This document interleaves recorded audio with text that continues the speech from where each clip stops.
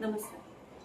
बऱ्याच वेळा मला असे वाचकांचे फोन येतात, फेसबुकवर फॉलो करणाऱ्यांचे फोन येतात, मेसेंजरला मेसेज येतात की मॅडम, तुम्ही ज्या पुस्तकांचा रिव्ह्यू करताय ते खूपच सर्वसाधारण पुस्तकं आहेत, दर्जा नसलेली पुस्तकं आहेत आणि नवीन लेखकांची पुस्तकं आहेत. तुम्ही दर्जेदार पुस्तकं वाचा. मला दर्जेदार पुस्तकं म्हणजे काय, त्याचा कन्सेप्ट अजूनही कळालेला नाही. तर मला असं वाटतं की जे आत्मकथन असतात की जे तुम्ही स्वतः अनुभव घेता आणि त्याच्यावर तुम्ही लिखाण करता, ते खरं तर समाजाला उपयुक्त अशी पुस्तकं असतात. आणि मला एक खूप छान वाटतं की मी अशा काही लेखकांची पुस्तके वाचते.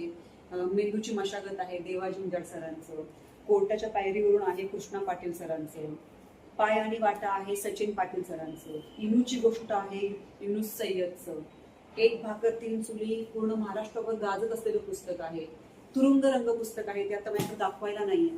तर मी खूप छान पुस्तकं वाचते. हेलपाटा आहे, वटवृक्षाच्या छायेखाली दीपक शिव यांचं मी पुस्तक वाचते, जागरण मी वाचलेलं आहे आणि व्हायरल माणुसकी मी वाचलेलं आहे वैभव वाघ यांचं. तर मला वाटतं की लेखक हा लेखक असतो, त्याचं पहिलं पुस्तक असो किंवा तो नवीन लेखक असेल, दर्जा हा दर्जाच असतो आणि स्व अनुभवातून लिहिलेली पुस्तकं ही नेहमीच श्रेष्ठ असतात.